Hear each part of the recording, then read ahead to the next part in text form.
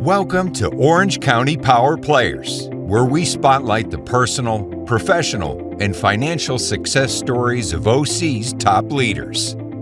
Here's your host, Danny Flores. Welcome back to OC Power Players, where I interview some of the most successful people in Orange County. I'm Danny Flores, your host, and today's honored guest is Lauren Brychell. Lauren is an entrepreneur and investor relations professional with vast experience in capital raising and commercial real estate investing.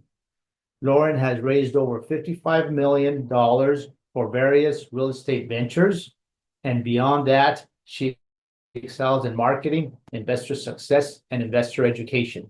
Lauren graduated from Belmont Abbey College with a degree in business management, marketing, and entrepreneurship. She is driven by a passion for success and armed with a diverse skill set. Lauren continues to make waves in the industry, inspiring others with her visionary approach and track record of achievement.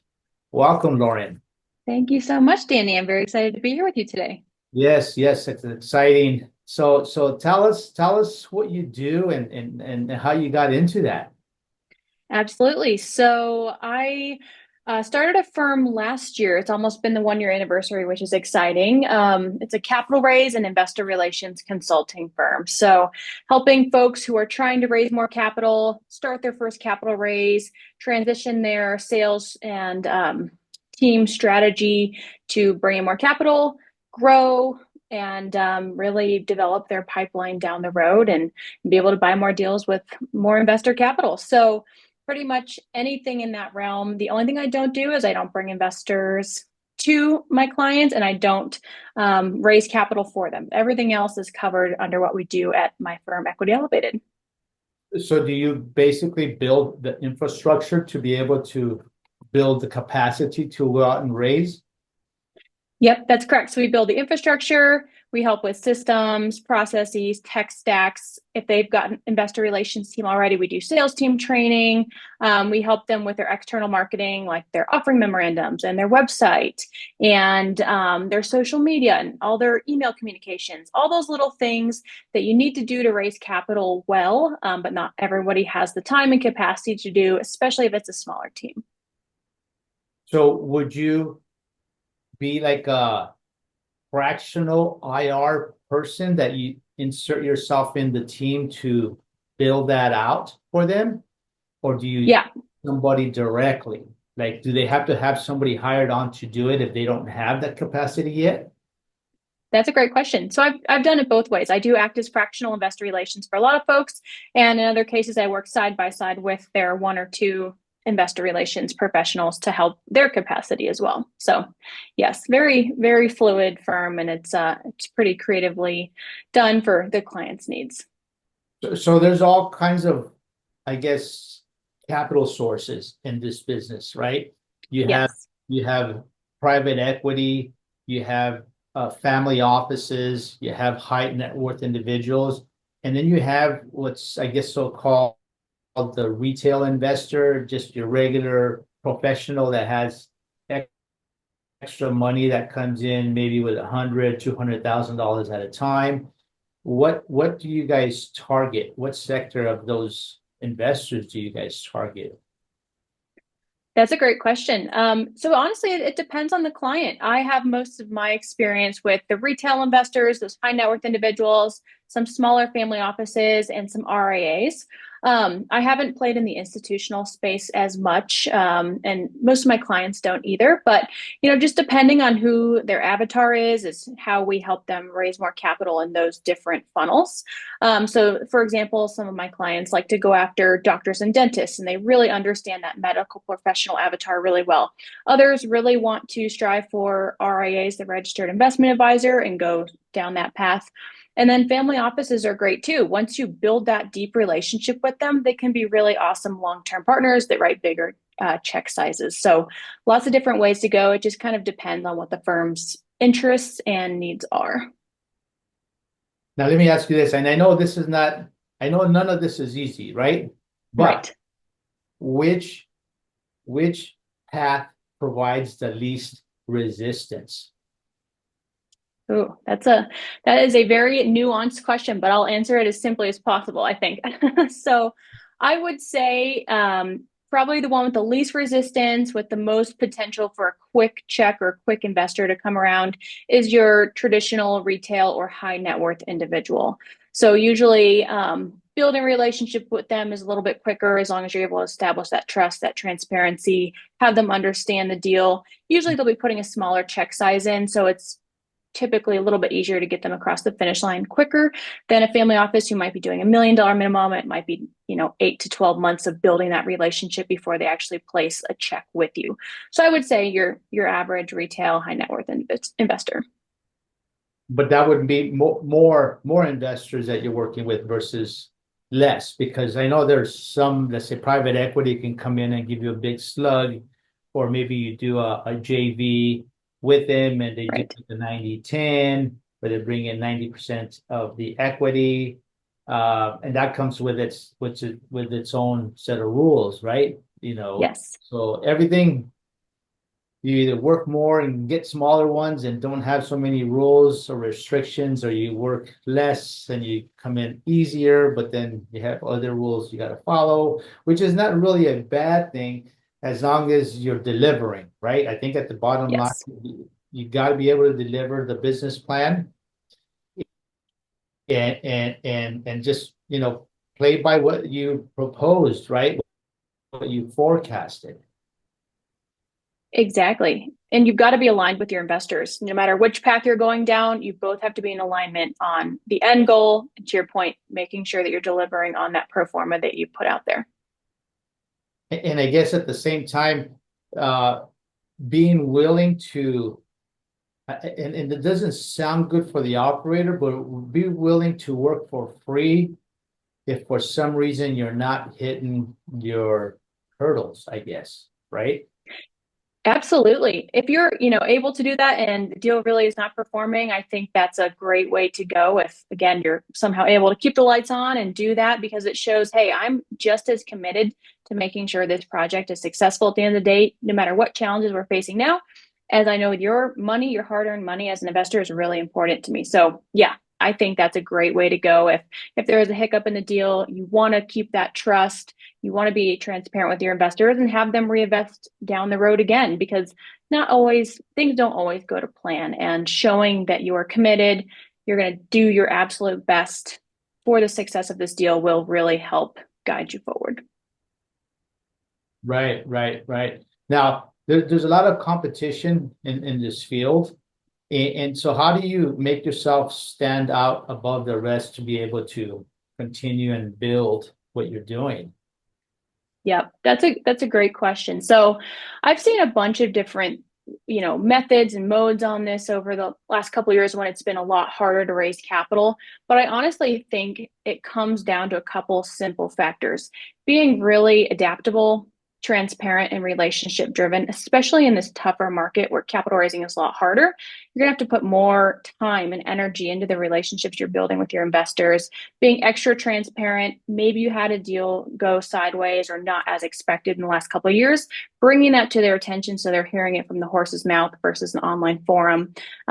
People expect that deals don't go well, but just having those hard conversations up front, being transparent, and then really caring about that relationship with that investor and going deep with them versus a surface level transaction like you might have been able to get away with over the last, from 2019 to 2021, say. That's going to be really important. Having those in-person meetings, flying out to have lunch, play golf with an investor, really take the time to get to know them and let them know that their money is going to be in good hands.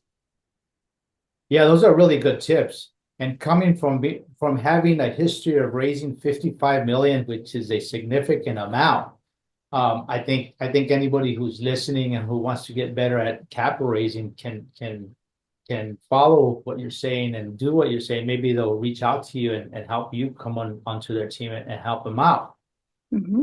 But so what comes easier to you that others might find a little bit more challenging? I think pulling out the story and the points that you want to market for your firm and for your deals comes a little easier to me than some other firms, right? So seeing it from an outsider's perspective of what makes you unique, your team unique, your deals unique, because of course there are a lot of syndicators out there right now, a lot of people doing value-add multifamily deals or whatever the asset class might be. So finding that little piece of information that's going to help you stand out, and then putting a story around it and really taking that and marketing it properly externally so that investors can see that consistently through your website, through your social media, through your email communications, everywhere else that you're going to be out spreading the word, making sure that that North Star and that special point that sets you apart from everyone else is talked about and is very clear. Yeah, I guess it's the presentation that sells, right? Stories Right. sell. Being able to package it up into a story, I guess starting from why the seller's selling that building and how you found it, say, off market, if that's the case, through your contacts and through your network, having that ability, and then what you're going to do as you come into the project to be able to do that value add component. And now, if somebody's listening to us now and wants to get better at capital raising, what would you suggest they can do? So generally speaking, I would say making sure that they've got a couple of important pieces internally that are consistent. They're going out because I guess, taking it back a minute, I would say if you're wanting to raise capital, get your name out there as many places as you can, right? So try to get on podcasts. When you're doing all these marketing efforts as well, making sure your internal ducks are in a row, right? So you've got a website, you've got an offering memorandum that looks good. And then kind of backtracking again to when you're going externally with things, make sure that you're consistently posting on social media for social proof. It doesn't matter necessarily how many followers you have, how many likes you're getting. You don't need to be a guru. But when investors are checking you out, they're doing some more research on you, doing their due diligence per se, they're probably going to pull you up on LinkedIn, on Facebook, something like that, and just make sure that you're active, right? So posting consistently shows them that you're active, you're following up on your word, you're trying to add value to your investor community. And those little pieces there will help off the bat. There are a million other things to do to start raising capital, but I think having consistent brand message and showing that to the world is going to be the first step, because if people can't find you, or when they look on your LinkedIn, you haven't posted in 3 years, they might say, oh gosh, is this company still alive and around and doing active things? So simply speaking, I would start there and then go to as many meetups as you can, market yourself as much as you can. Again, podcasts, do some webinars, add value to people, network until you're too tired to network anymore. Right. Yeah. That's so true, because it's not easy, right? To be able to travel to the different events, if that's what you're doing, and you got to go long days. You start early, you finish late, you go to the dinners. Yeah, it's a lot of work. It's a lot of work and it's a lot of expense. So It's a lot of work, it seems like. But you can try to also make it fun, because so you become like a marketing guru. You're branding yourself out there, I guess. right. So what has been one of your biggest challenges in your career as you've transversed from, raising to now helping people raise money? Sure. I think, the biggest challenge, no matter when I was raising or now when I'm helping firms raise more capital, is always finding lots of great leads to fill your pipeline with.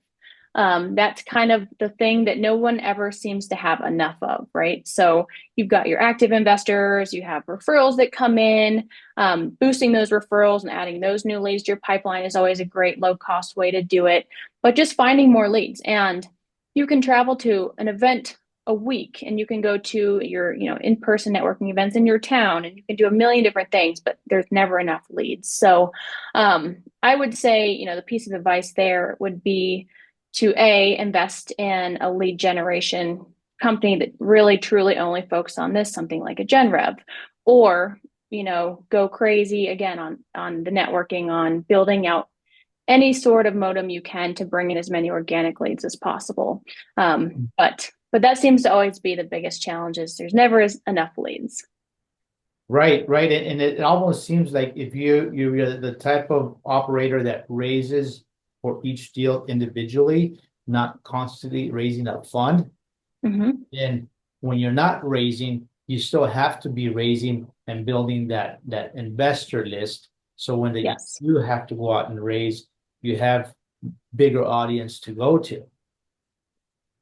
That's exactly it. And that's something that I think a lot of people forget, or they are like, oof, that raise is done. Great. I'll let that fall off my plate until the next deal comes around. But truly, I mean, you want to be building that pipeline in between raises because then you're able to build that relationship for a longer period. And the checks will probably come a little bit faster if you've been building for the last 6 months.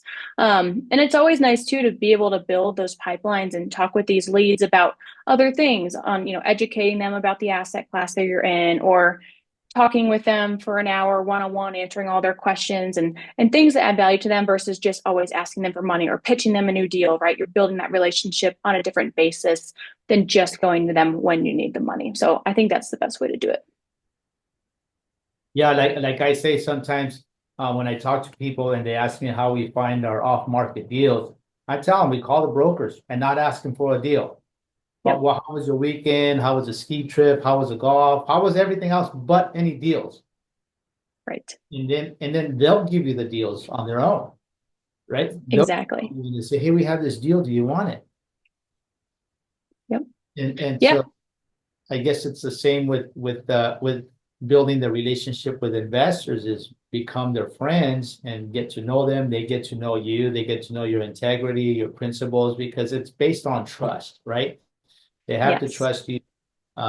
If they're going to, I always say that it doesn't matter how many documents you sign. If you lose their money, how are you going to get it back? And that's the trust factor and the history that you can build for yourself and say, hey, look, I've been in the business a long time. I have a history of being able to deliver on what we forecast, or even do better. I'm somebody who you might want to invest with because I'm forthcoming, I'm transparent, and I do my best to deliver results.